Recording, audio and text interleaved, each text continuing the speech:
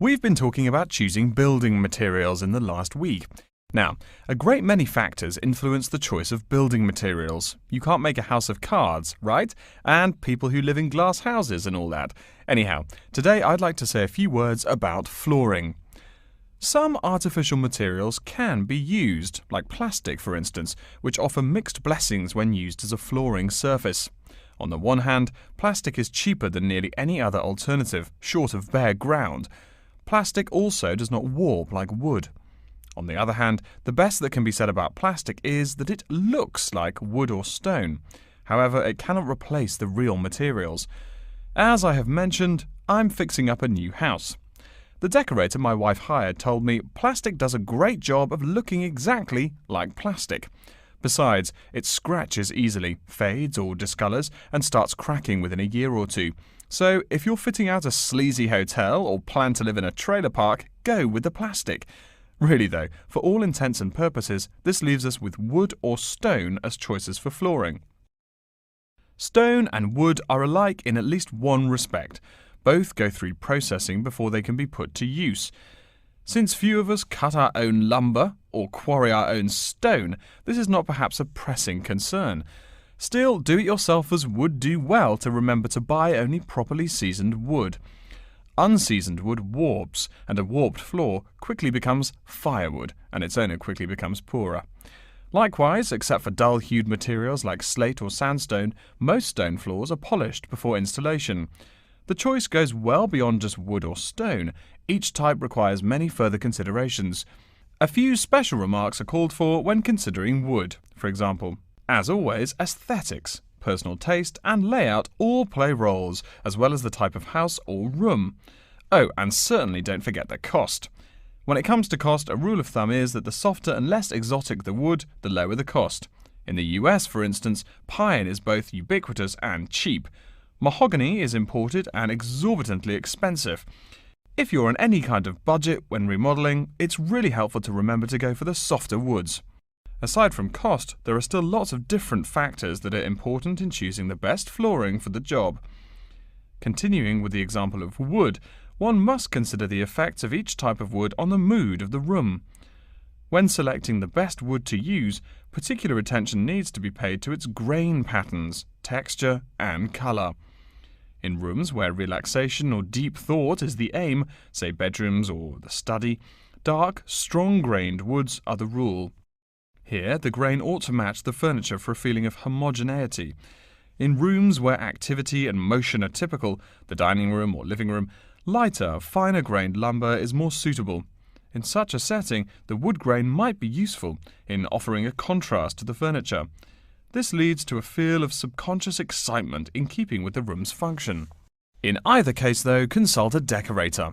It is a decorator's job to know what materials to use to fit the function of the room. Though some things about putting together a room are subjective and based on one's individual taste, materials appropriate to a room's function are much more straightforward. A decorator takes the needs of the customer and uses a mathematical formula rather than subjective words. Since feelings vary from person to person, verbal descriptions of wood types tend to be ambiguous. You want the wood you select, not something approximate. And if you do decide to do it yourself, remember that all wood must be treated with preservatives to enhance its appearance and preserve its natural beauty. In the case of stone, or quarry tile, as flat-cut flooring stone is properly called, a new set of considerations must be weighed up. Simple colour aside, the degree of reflection must be kept in mind. This is called the reflectance rate, which is expressed in a number between 0.0 and 1.0, depending on the amount of light it reflects. At one end of the scale is polished silver. At a rating of 1.0, this shiny surface reflects nearly all of the light directed at it. Numbers closer to 0 describe materials that absorb more light. Moving down the scale a bit, we see that plastic that has been painted white has a rate of 0.8, which makes sense.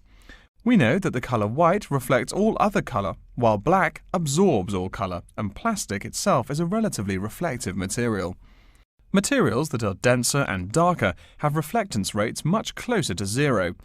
The quarry tile I mentioned a while ago has a rate of 0.1, As you may know, quarry tile is generally dark brown and made from clay, so it is quite dense. Of course, there is considerable variation among types of quarry tile because of the hue or treatment of the clay during its creation.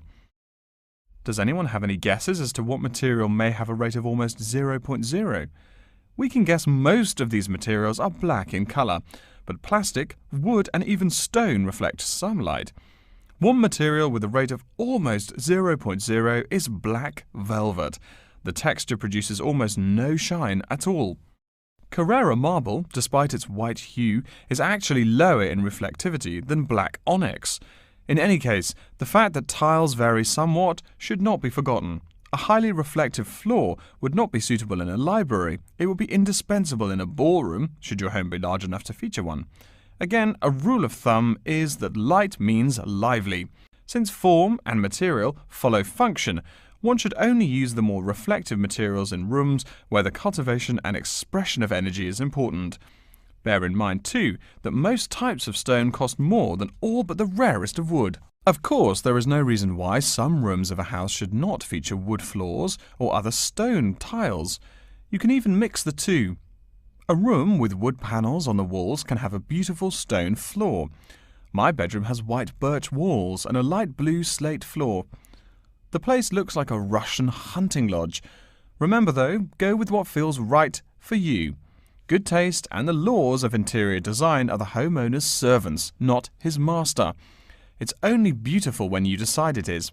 I mean, you're the one who lives there, not the decorator, right? Okay, are there any questions?